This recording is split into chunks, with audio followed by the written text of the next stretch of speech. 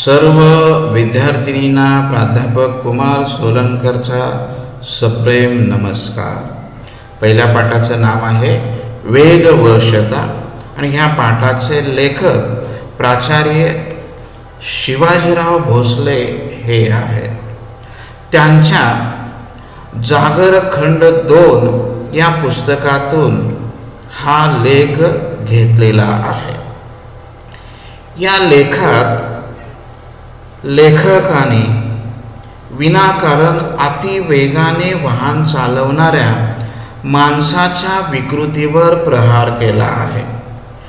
2 wheeler असो किंवा 4 wheeler असो, ही वाहने माणसे अतिवेगाने चालवून शरीराच्या अनेक व्याधी उडवून घेतात. प्रसंगी यमालाही आमंत्रण स्वतःहून देतात आणि आपली अधोगती करून घेतात. हा विचार या लेखात मांडला आहे. तसे प्राचार्य शिवाजीराव भोसले हे महाराष्ट्रातील नामवंत व्यक्ती आहेत. त्यांनी अनेक सभा गाजवल्या आहेत. अशाच एका नामवंत इंजिनिअरिंग कॉलेजमध्ये प्रमुख पाहुणे म्हणून त्यांना आमंत्रित केले होते. तेथील विद्यार्थ्यांना वाटले, आम्हा तंत्रज्ञान शिकणाऱ्या ह्या विद्यार्थ्यांना हे काय सांगणार. जेव्हा प्राचार्य शिवाजीराव भोसले भाषणास उभे राहिले, पहिलं वाक्य ते उच्चारले, तांत्रिक शिकणाऱ्या विद्यार्थ्यांना हा शब्दाचा मांत्रिक काय सांगणार. ह्या त्यांच्या पहिल्याच वाक्याला टाळ्यांचा कडकडाट झाला. असे कितीतरी व्यासंगपणाचे किस्से त्यांच्याबाबत सांगितले जातात. महाराष्ट्रातच नव्हे तर देश विदेशात देखील त्यांची व्याख्याने झालेली आहेत.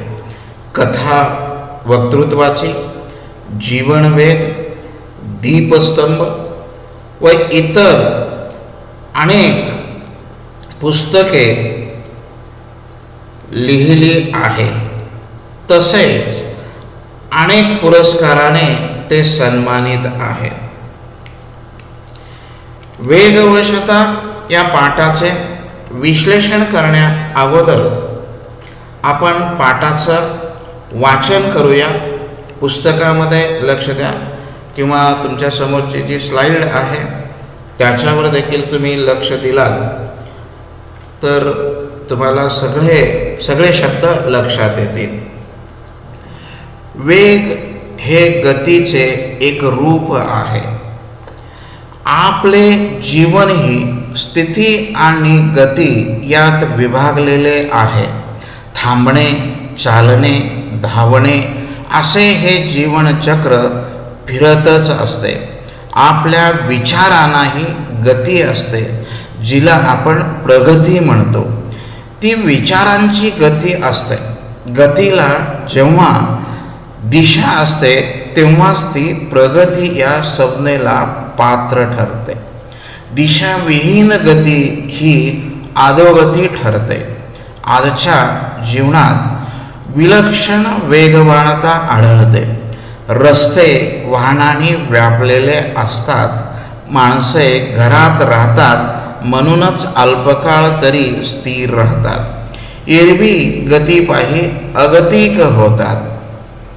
अहोरात्र भरारणारी आणि थरारणारी वाहने पाहिली म्हणजे आश्चर्य वाटते. ही आली कोठून, आली कशी आणि कशासाठी. पूर्वी देशोदेशींचा इतिहास घडला, लोकांनी जगप्रवासही केला, पण आजच्या एवढी अवखळ वाहने कोठे दिसत नसत. आता माणूस घरातून दारात आला की वाहनावर आरूढ होतो. वेळ थोडा असतो, कामे बरीच असतात. पायी चालत ती उरकता येत नाही. जीवन हे दश दिशांना विभागलेले आहे. मुलांची शाळा एका टोकाला, आपले कार्यालय दुसऱ्या टोकाला, मंडई एका बाजूला, तर दवाखाना दूर कुठल्या तरी दिशेला. जीवनाची ही टोके सांधणार कशी. जोडणार कशी? शेवटी गती ही घ्यावीच लागते. यथाप्रमाण गती ही गरज आहे, पण अप्रमाण, अवास्तव आणि अनावश्यक गती ही एक विकृती आहे. आपली कामे यथासांग पार पाडावीत एवढा वेग जीवनाला असावा. त्यापेक्षा अधिक वेग म्हणजे अक्षम्य आवेग म्हणावा लागेल. तो आत्मघातकी ठरतो. अमेरिकेसारख्या विकसित देशात माणसे वेगाने जीवन जगतात. घरोघर आणि दरडोही वाहन उपलब्ध असते.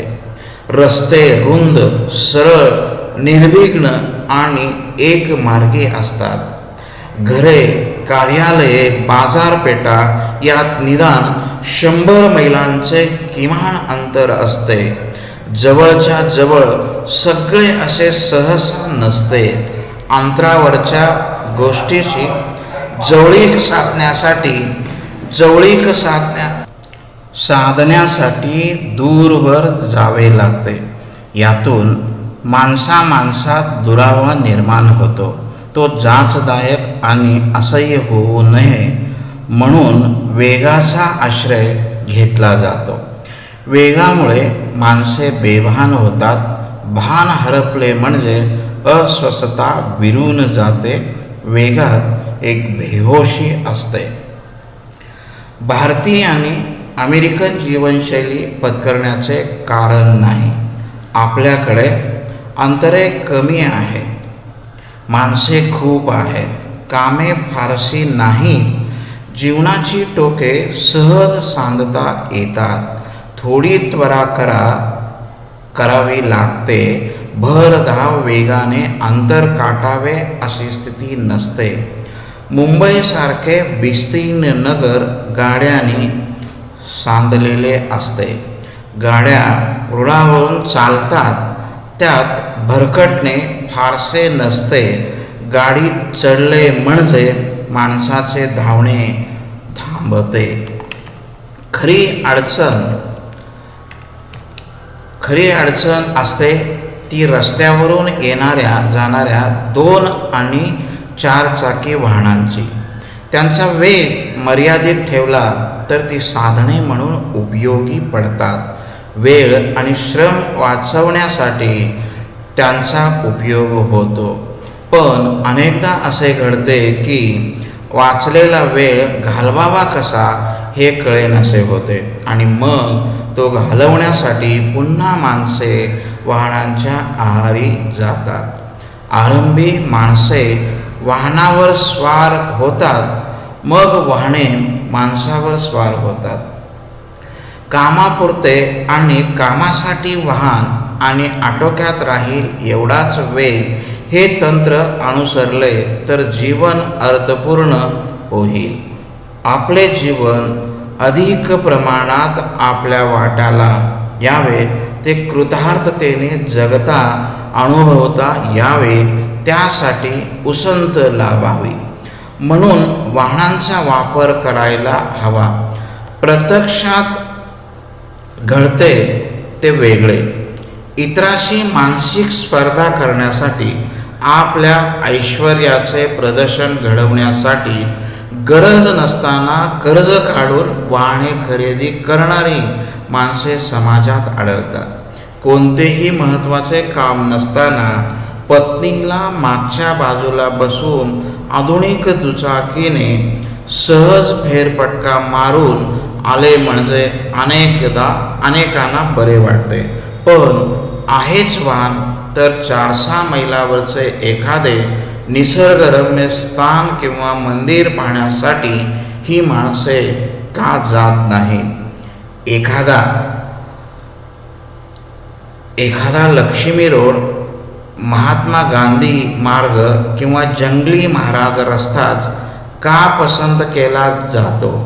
देहू, आळंदी, सिंहगड, बणेश्वर, विठ्ठलवाडीकडचे रस्ते का दिसत नाहीत?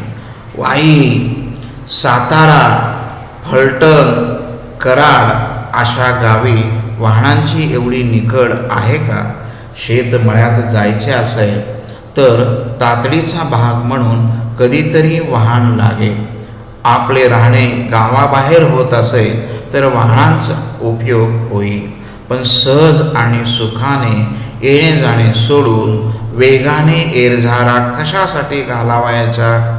आहेच गाडी तर मारूया चक्कर, अशी भावना बाळगून रस्त्यावर अडचणी निर्माण करणारे रसिक संख्येने वाढत चालले आहे. वाहन हे वेळ वाचवण्यासाठी असते, ते वेळ घालवण्यासाठी नसते. त्याचा वेग बेताचा असणे अगत्याचे असते. माणसे चालू आणि पळूही शकतात, पण रस्त्याने कोणी चालण्याऐवजी पळू लागला तर त्याचे कौतुक करावे का? अपेक्षित स्थळी वेळेवर पोचता येईल अशा बेताने वाहने चालवण्याऐवजी उगाचच भरधाव वेगाने चालवण्यात औचित्य कोणते? वाहनाचा वेग वाढला म्हणजे त्याच्यावरचा ताबा कमी होतो. पुढचे वाहन मागे टाकून पुढे जाण्याच्या हव्यासामुळे अनेक अपघात होतात. रात्रीच्या वेळी विलक्षण वेगाने धावणारी गाडी ही रातराणी म्हटली जाते. रात्री भर धाव, इथे भर धाव पाहिजे, भर घाव झालेला आहे तर दुरुस्त करून घ्या. रात्री भरधाव वेगाने प्रवास करून पार पाडावीत एवढी महत्त्वाची कामे दरवेळी असतात का? वाहनाचा वेग अनिवार्य झाला तर चित्ताची व्यग्रता वाढते. डोळ्यावर, मनावर, शरीरावर ताण पडतो. शरीरभर अनावश्यक स्पंदने निर्माण होतात. हादरे बसून मज्जातंतू आणि मणके कमकुवत होतात. कमरेची आणि पाठीची दुखणी ही वाहनधारकाची व्यथा असते. बसणे, उठणे, चढणे, उतरणे, चालणे, वळणे, वर खाली पाहणे या मुक्त हालचालींचे संगीत विसरून स्वतःला वाहनाशी जखडून ठेवणे आणि वाहनाचा वेग अंगीकारून आपल्या शरीर व्यापारात अडथळे निर्माण करणे हे धोरण निसर्गविरोधी आहे. आरोग्याचे हानी करणारे आहे. वाढता वेग म्हणजे ताण. जीवनातले ताणतणाव वाढवून पोचणार तरी कोठे? आपले सत्व आणि स्वस्थता हिरावून घेणारा अस्वाभाविक वेग कमी करणे हे आपले कर्तव्य आहे. उगाचच भावविवश होऊन वेगवश होऊ नये. अनाठायी वेगामुळे पोचण्यापूर्वीच अंत होण्याची शक्यता वाढते. आता हे पाठाचे विश्लेषण झाले.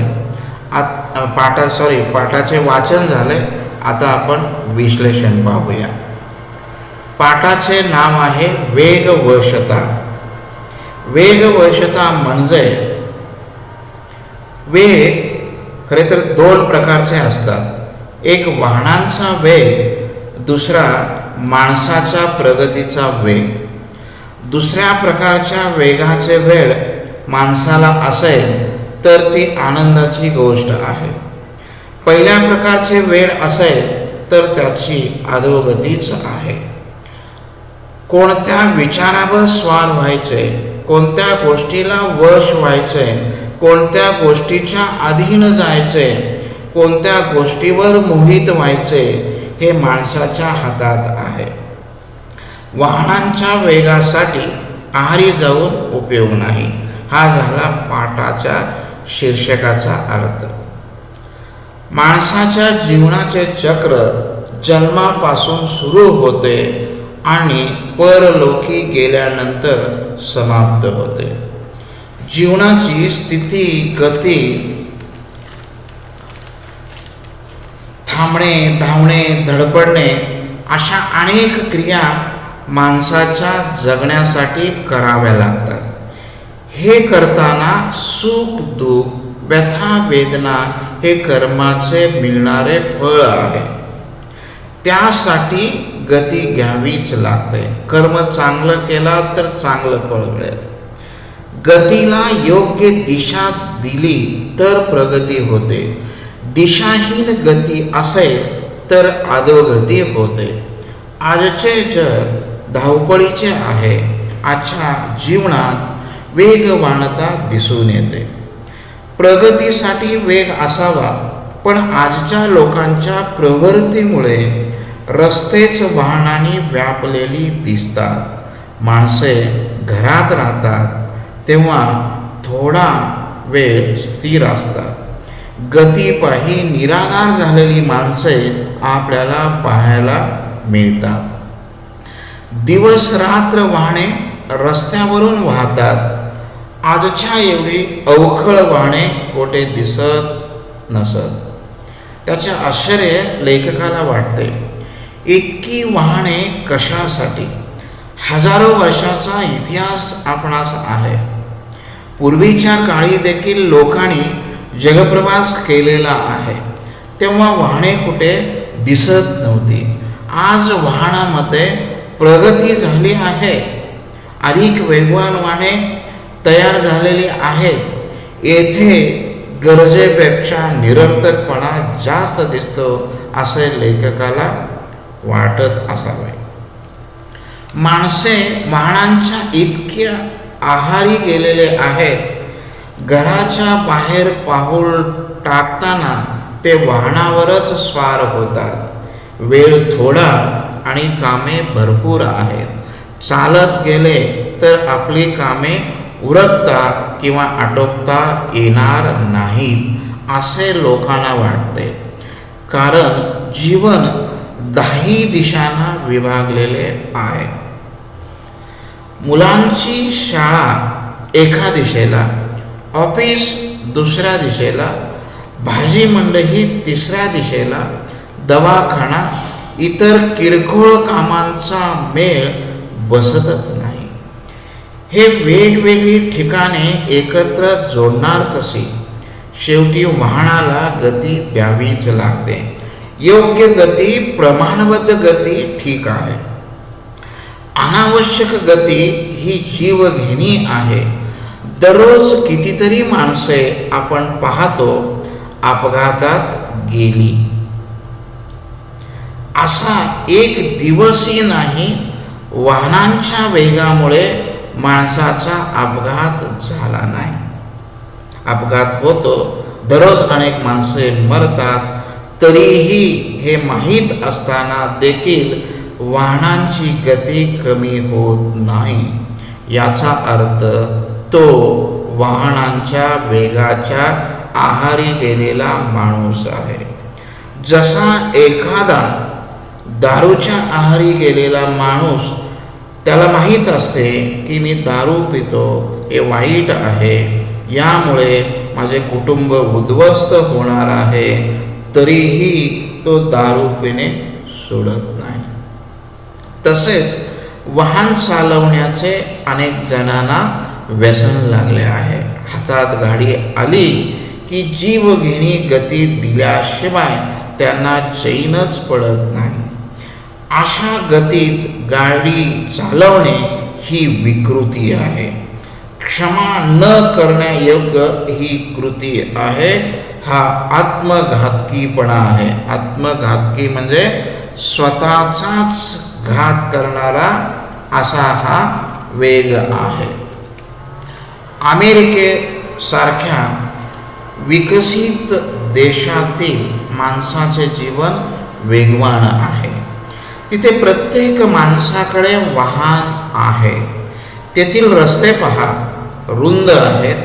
सरळ अडथळा न येणारी रस्ते आहेत. विशेष ती एक मार्गी आहेत.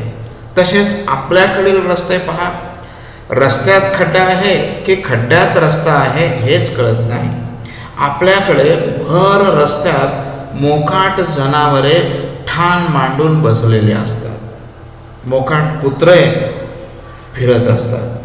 मध्येच एखादा माणूस उलट्या दिशेने म्हणजे राम साईडने येतो आणि सरळ मार्गी जाणाऱ्यालाच दम देऊन जातो. ही प्रवृत्ती आपल्या लोकांची बदलायला हवी. तरच आपण इतर देशांची तुलना करू शकतो. अमेरिकेसारख्या देशात घरे, कार्यालये, बाजारपेठा यात निदान 100 मैलांचे अंतर असते. सगळ्याच गोष्टीपासून शक्यतो दूरवर असतात. दूरवरच्या सगळ्यासाठी जावे लागते, नाहीतर माणसात दुरावा निर्माण होतो. कोणतीही गोष्ट त्रासदायक होऊ नये म्हणून तेथे वेगाचा आश्रय घेतला जातो. वेगामुळे माणसे बेभान होतात, भान हरपून जातात. भान हरपले म्हणजे अस्वस्थता विरून जाते. वेगात एक बेहोशी आहे, ही वृत्ती आपल्याकडे आहे. आपल्या देशातील लोकांनी अमेरिकन जीवनशैली स्वीकारण्याचे कारण नाही. आपल्याकडे अमेरिकेसारखी स्थिती नाही.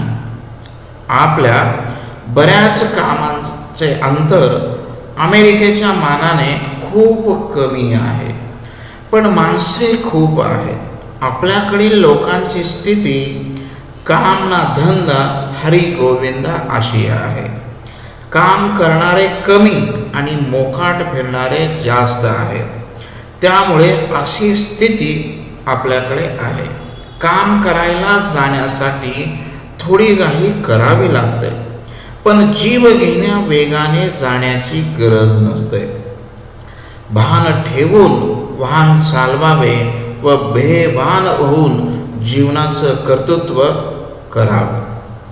मुंबईसारख्या गर्दीच्या शहरात गाड्यांनी ठिकाणे जोडली आहे. लोकल ट्रेन अशा शहरात महत्त्वाच्या भूमिका बजावतात. या गाड्या रुळावरून धावतात तेव्हा भटकणे कमी होते, कारण गाडीत चढले की माणसे धावण्याचे थांबतात. खरे तर वाहनांचा उपयोग एक साधन म्हणून करायला हवे. वेळ आणि श्रम वाचवण्यासाठी वाहनांचा उपयोग करायला हवा. वाहनामुळे वाचलेला वेळ घालवावा कसा म्हणून लोक पुन्हा वाहनावर स्वार होऊन वाहनांच्या आहारी जातात. सुरुवातीला माणसे वाहनावर स्वार होतात आणि नंतर वाहनेच माणसावर स्वार होतात. एकदा माणसाला व्यसन लागलं की ते व्यसन कोणतेही असो, माणसाची अवस्था प्रत्येक व्यसनामध्ये सारखीच असते. कोणतेही साधन असो, ते मोबाईल असो, TV असो किंवा इतर वस्तू वापरण्याचा असो, वाहन असो, यांचा वापर कामापुरता करायला हवा. आपल्या प्रगतीसाठी जेवढं आवश्यक आहे तेवढं करायला हवं. आपणास वाहनांचा वेग, वाहन आटोक्यात राहील एवढाच हवा, तर जीवन अर्थपूर्ण होईल. हे जीवन जगण्यासाठी आहे, अनुभवण्यासाठी आहे. ते अधिक कृतार्थ वृत्तीने जगायला हवे. अधिक उसंत, अधिक वेळ आनंदासाठी आपल्याला वाहनांचा वापर करता यावा. पण तसे घडत नाही. इतरांशी मानसिक स्पर्धा करण्यासाठी, आपल्या ऐश्वर्याचे, श्रीमंतीचे प्रदर्शन करण्यासाठी गरज नसताना कर्ज काढून वाहने खरेदी करणारे महाभाग आपणास समाजात दिसून येतात. वाहन आहे, काम नाही. किमान आपल्याला आपल्या पत्नीला मागे बसून विनाकारण एक फेरफटका मारून आले की अनेकांना बरे वाटते. आपण पाहतो, अनेक जण मोकाटपणे कर्णकर्कश हॉर्न वाजवत विनाकारण रस्त्यावरून फिरत असतात. पण असे करण्याऐवजी 4-6 मैलावरचे निसर्गरम्य एखादे स्थळ पाहावे, मंदिर पाहावे, देहू, आळंदी, सिंहगड, बनेश्वर, विठ्ठलवाडी इत्यादी ठिकाणी जावे. तिथले नैसर्गिक ठिकाण पाहावे, पण तसे होत नाही. पुण्यात राहणारे लोक लक्ष्मी रोड, महात्मा गांधी मार्ग किंवा जंगली महाराज असा गर्दीचाच रस्ता का निवडतात, असा लेखकाला प्रश्न पडतो. ग्रामीण भागात किंवा शेती केली जाते अशा ठिकाणी वाई, सातारा, फलटण, कराड येथे वाहनांची इतकी निखळ म्हणजे गरज आहे का? ठीक आहे, एखाद्या वेळेस शेतमळ्यात तातडीने जायचे आहे तेव्हा कधीतरी वाहनांचा वापर करायला हरकत नाही. आपण गावाबाहेर राहत असो तेव्हा अधिक गरजेच्या वेळेस वाहनांचा उपयोग करायला हवा. सहज सुखाने आनंदाने येणे होत असताना विनाकारण वाहनाने वेगाने एरझारा का घालायचा? आहे आपणाकडे गाडी तर चला एक मारूया चक्कर, अशी भावना बाळगून रस्त्यावर अडचणी निर्माण करणाऱ्याची संख्या आपल्याकडे वाढत आहे. वाहन हे वेळ वाचवण्यासाठी आहे, ते वेळ घालवण्यासाठी नाही. माणसे काही कामासाठी जवळ असलेल्या ठिकाणी चालतही जाऊ शकतात. घाई असेल तर पळूही शकतात. रस्त्याने वेळेवर जाण्यासाठी कुणी पळू शकतो. वाहनांचा वेग वाढला की त्याच्यावरचा ताबा कमी होतो. आपल्या मागचे वाहन पुढे गेले की मनात ईर्ष्या निर्माण होते. त्या हव्यासापोटी अनेक अपघात घडतात. रात्रीच्या वेळी विलक्षण वेगाने धावणाऱ्या गाडीला रातराणी म्हणतात. रात्री एवढ्या भरधाव वेगाने प्रवास करून इतकी महत्त्वाची कामे प्रत्येक वेळी असतात का? लेखकाच्या मनात विचार असे अनेक रेंगाळत असतात. वाहनांचा वेग अधिक झाला तर चित्ताची मनाची व्यग्रता वाढते.